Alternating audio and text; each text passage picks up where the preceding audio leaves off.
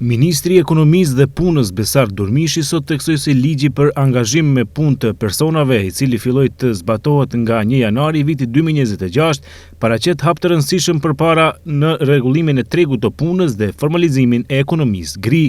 Periudha e kaluar ishte dedikuar për përshtatje teknike dhe institucionale në mënyrë që ligji të zbatohej në mënyrë efikase dhe funksionale në praktik.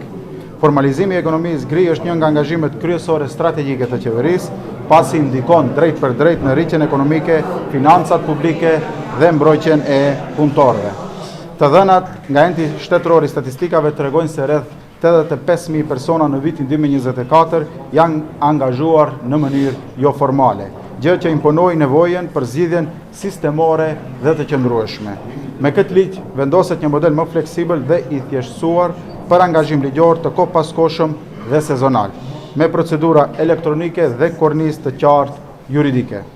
Është mundësuar angazhim i të punësuarve, të papunëve, studentëve, nxënësve dhe pensionistëve, pa humbur të drejtat e tyre tashmë të përvetësuara. Ministria e Ekonomisë dhe Punës edhe deri më tani ka zbatuar politika aktive përmes planit operativ për punësim, por analizat kanë treguar se disa nga personat vazhdojnë të mbeten jashtë rrjedhave formale.